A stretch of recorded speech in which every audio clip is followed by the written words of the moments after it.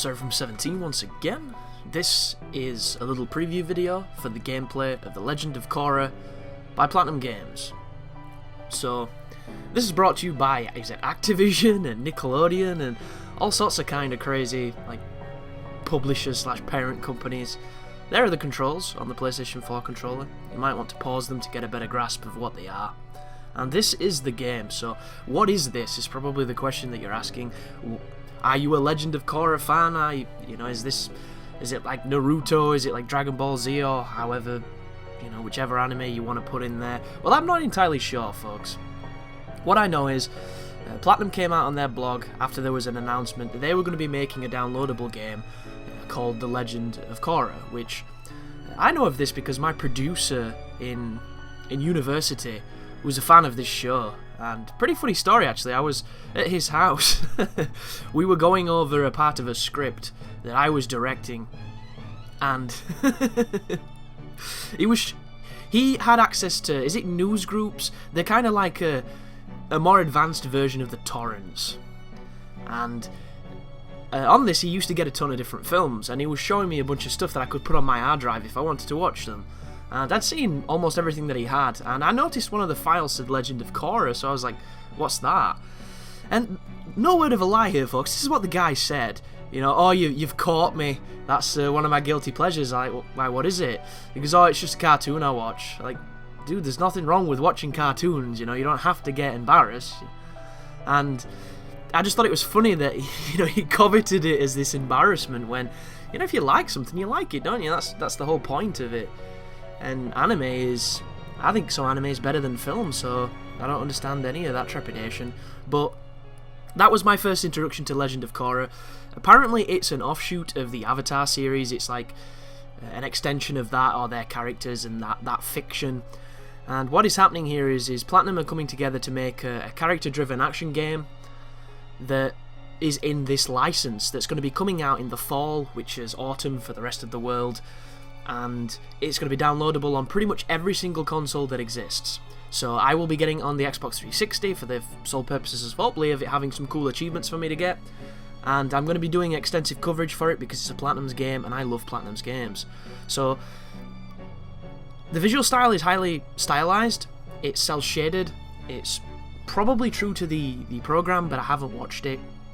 That right there looked like he stunned the enemy and was able to do an execution move, so there's some pretty stable moves that's going to be in this edition. You can see that there's the hit combo on the right there. You can see that you can alternate between square and triangle to do the different combos, and up top left on the HUD you'll notice that there are 4 different elements that you can cycle between using the L and R1, and I assume each of those are going to be the equivalent of your weapons. Instead of having weapons, you're going to have elements, and each elemental attack is going to have a different function and a different moveset. So he moves up to this little pedestal here, and he gets attacked by 2, I have no idea what they are, ninja looking dudes, like foot soldiers from Ninja Turtles, and then he's just comboing, styling, swapping around, and he gets his result screen, which is combo time, medal bonus, and special bonus, and he gets a gold for it. So there's going to be a ranking system for the people that are interested in rank, which is staple for Platinum games. This video you're watching right now is taken directly from, I believe, was it Comic-Con? The IGN did a press on it, and they had this little developer diary going where they showed you this and they spoke to some of the devs, and the person speaking was a representative of, I believe, Nintendo, not necessarily Platinum, but he seemed well up on what he was talking about, and he was translating for somebody who was a representative of Platinum, who I believe is either the producer of this or he's one of the higher up positions in it.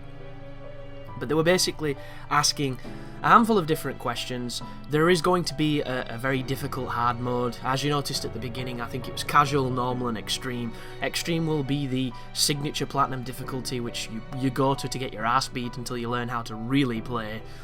And he also elucidated that this is all rendered and built off of the Metal Gear Rising engine, which I think is really interesting, because when you look at the videos for this, you'll notice a lot of the comments are not very positive. A lot of them are extremely negative on the visual style, and I think it's because it's for next gen. If this game wasn't touted for next generation, I don't think people would have any problem with the visual style, and a lot of the folks who are saying that this game looks like shit, it looks like a PS2 game, and all those other, not very generous summations, I think it stems from the fact that they're not acknowledging or realising that this is coming out on current gen as well. They can't have a ridiculously, hard to render and massively powerful stylized game on current gen, because it just wouldn't run. And if you know anything about Platinum, they value frame rate over everything, so they want to keep that frame rate as high as possible. I'm hoping that it's locked at 60 on this. It does look, like the environment shouldn't be too difficult to keep processing, but we just don't know at this moment. This is the first gameplay we have of this game, so I wanted to do some analysis of it, I wanted to speak over it, I just wanted to get it to your attention, because you can call me a fanboy of Platinum, and I don't think I am. I just think I'm a really big fan, because to me they're almost the ultimate company. They do everything that I would do in a game. I mean, there are some choices I would change, but that's just creative differences, but for the most, they make the games that I enjoy the most, and when I come back to other games having played them, they really make those other games look inferior, when in fact they really aren't. They're just a different style. And as you can see here, these people have got some kind of like binding chain, ball and chain, which when it gets on it, you have to twiddle the analog stick, which I'm really sad to see come back. I am not a fan of breaking your analog stick to escape things. I would much prefer a quick time event on a button you never use, or just the evade button to get out of it, or just stun me for a set amount of time and let me go, because the fact they give you the option to twiddle the analog stick gives you hope that you can get out of it faster than you ever will. And don't get me wrong, you do get out of it slightly faster than normal, but it's nowhere near as quick as it would be nice to. But there he goes using the water powers. Pretty crazy, man. I think the visual style is really interesting, and the thing that got me with this is a lot of these attacks have got surprising range. It's almost like you can combo at a distance, which is something that I've never really contemplated doing. Bayonetta had something similar with the dodge offset, where it allowed you to combo from afar and use the wicked weaves to compensate, but it's not something I ever really delved into too deeply, because I wasn't the biggest fan of the dodge offset. But things that have been happening while I've been talking, we've seen the counter function. Yesterday a guy commented on a video about something I'd said, mentioning that in the new Platinum game, The Legend of Korra, there's a counter feature, and you've seen it a few times in this little gameplay demo, where the player, it went kind of slow, the camera zoomed in, and then he had to do these quick time events with the analog to counter what the AI was doing, which could be a really interesting thing. I wonder... Oh wow, I've not seen that part. That looks awesome. Just summons a crazy ball of air and gets a nice little speed boost. But the counter system is in place. I hope it's tight, I hope it's rewarding, I hope it's fun. It looks fun. I have a lot of faith in this developer. But other things to note, there's environmentals to smash, which I don't think these games do enough of. I'm a big fan of breaking things. I think the Wonderful 101 is great for that, because it allows you to break a lot of the scenery.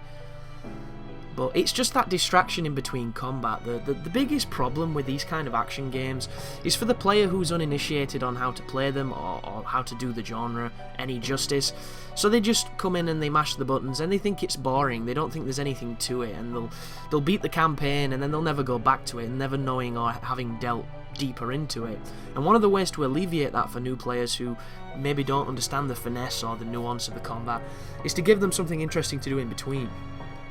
And believe it or not, breaking things is the simplest and most satisfying way to break up gameplay.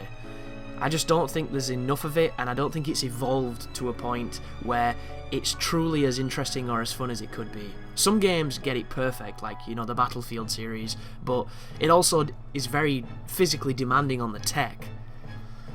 You might be wondering why this person is doing a lot of these camera pans and things. Well, this is a promotional piece for Platinum, so they want to show off their game, they want to show off what they've done with it, they want to show off the art style, they want to give you an impression of what it is without showing too much of it.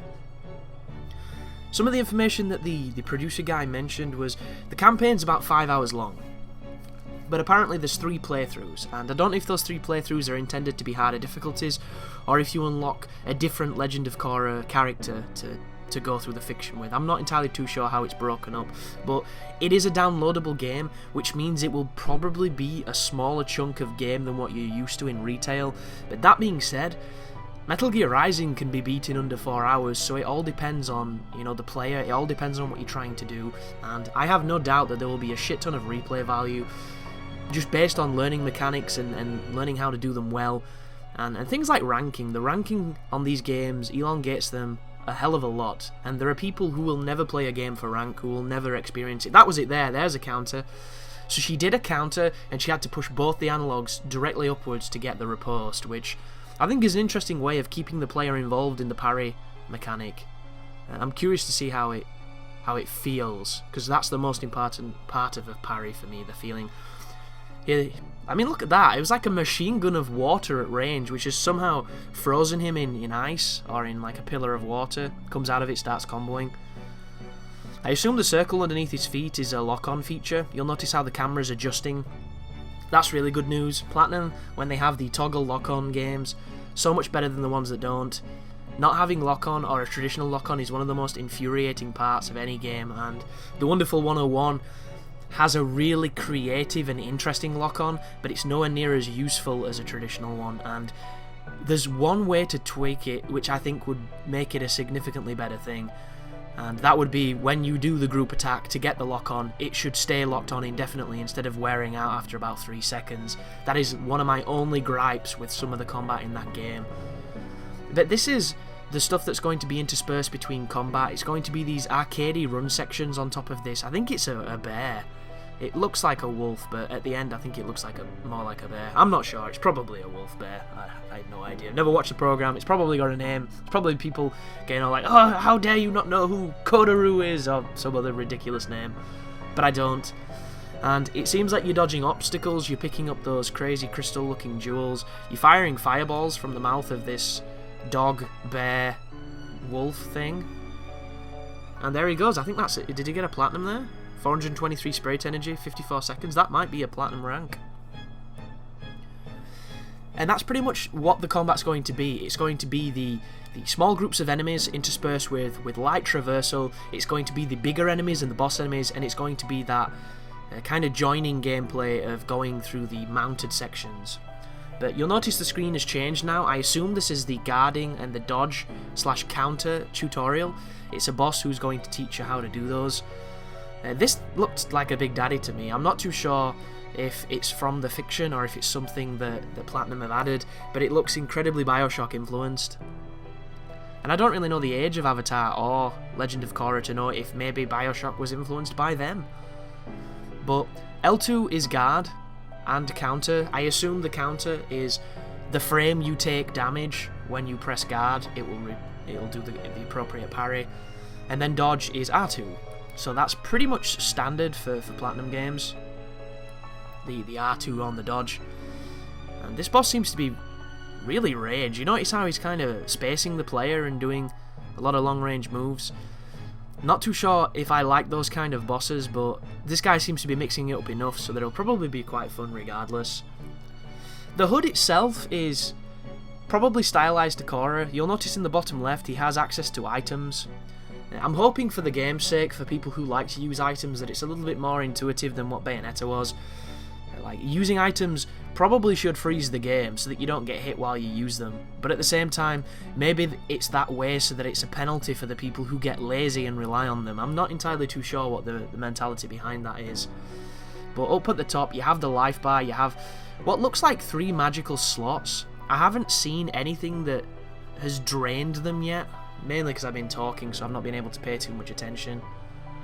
But you'll notice the normal attacks don't seem to take away from the bar, so there must be some kind of special heavy attack or a designated magic attack.